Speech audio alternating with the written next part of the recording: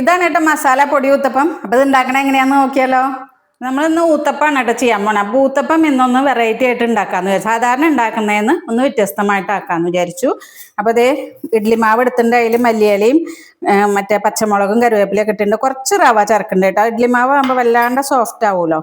അപ്പൊ ഒരു ലേശം റവ ചേർത്ത് ഇളക്കുന്നുണ്ട്. അപ്പൊ നമ്മള് ഊത്തപ്പത്തിന്റെ മാവ് ഇതേ ഒന്ന് നെയ്യ് ഒന്ന് തടവി കൊടുത്തിട്ട് ഇതിലേക്ക് ഒഴിക്കുന്നുണ്ട് കേട്ടോ. ഒരു 1.5 കയ്യില് മാവ് ഒഴിച്ചാൽ മതി. 1.5 വേണ്ട, 1.25 മതി കേട്ടോ. നമുക്കൊന്ന് ചെറുതായിട്ടൊന്ന് പരത്തി കൊടുക്കാം. ഇത്തിരി നെയ്യ് ഒഴിച്ച് കൊടുക്കുന്നുണ്ട് കേട്ടോ. ഇനി ഇതൊന്ന് ജസ്റ്റ് അടച്ച് വെച്ച് സിമ്മിൽ വെച്ചിട്ട് ഒന്ന് അടിഭാഗം വേവട്ടെ. എന്നിട്ട് നമുക്ക് കുറച്ച് മസാല ഊത്തപ്പാണെന്ന് ചെയ്യുന്നത്. അപ്പൊ നമ്മള് മറ്റേ മസാല ദോശയുടെ മസാലയാണ് ഉണ്ടാക്കിയിരിക്കണേ കേട്ടോ. അപ്പൊ നമുക്ക് നോക്കാം. ഇതൊന്ന് മോൾ ഭാഗം വെന്തിട്ടുണ്ട് കേട്ടോ. ഇനി നമുക്കിതിൽ ചെയ്യാനുള്ളത് നമ്മുടെ മസാല ദോശയുടെ മസാല കേട്ടോ. അതിൽ പ്രത്യേകിച്ച് വേറെ ഒന്നുമില്ല. ഇതിനെ ഒന്ന് പരത്തി കൊടുക്കാം.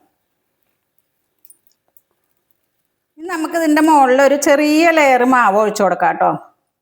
അതിനൊന്ന് ജസ്റ്റ് ഇങ്ങനെ ഒന്ന് പരത്തി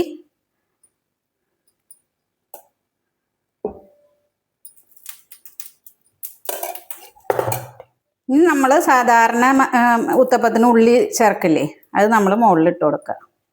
ഇനി ഒന്ന് അടച്ചു വെച്ച് വേവിക്കണം കേട്ടോ. നമുക്ക് ഇത്തിരി നെയ്യ് ഒഴിച്ചിട്ട് ഇതിൻ്റെ മുകളിൽ ഇത്തിരി നെയ്യ് ഇങ്ങനെ ഒഴിച്ചു കൊടുക്കാം. ഇനി ഇതൊന്ന് അടച്ചു വെച്ച് വേവിക്കാം നമുക്ക്. അപ്പോൾ നമ്മളത് മറിച്ചിട്ടു കേട്ടോ. ഇനി ആ ഉള്ളിയൊക്കെ നന്നായി മൊരിഞ്ഞ് വരണം. അപ്പം നല്ലോണം ഒന്ന് അമർത്തി കൊടുത്ത ഉൾഭാഗവും വെന്തോളും. ഞാൻ സിമ്മിൽ ആണ് വെച്ചേക്കണേ കേട്ടോ ഗ്യാസ്. ഇതേ ആയിട്ടുണ്ട് കേട്ടോ. ഇതേ കണ്ടില്ലേ, നന്നായി മൊരിഞ്ഞിട്ടുണ്ട്.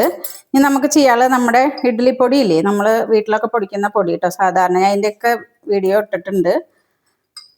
ഇനി അതിലൊരു ലേശം നെയ്യ് അതിൻ്റെ മുകളിൽ കൂടെ ഒഴിച്ചു കൊടുക്കാം. നമുക്കൊരു പ്ലേറ്റിലേക്ക് എടുക്കാം. അടിപൊളി ഊത്തപ്പം. നമ്മുടെ മസാല പൊടി ഊത്തപ്പം ഒന്ന് കഴിച്ചു നോക്കിയാലോ നമുക്ക്. നല്ല അടിപൊളിയാണ് കേട്ടോ. ചട്നിയൊക്കെ നമ്മൾ സാധാരണ ഉണ്ടാക്കുന്ന ചട്നി മതി. സൂപ്പറാണ്.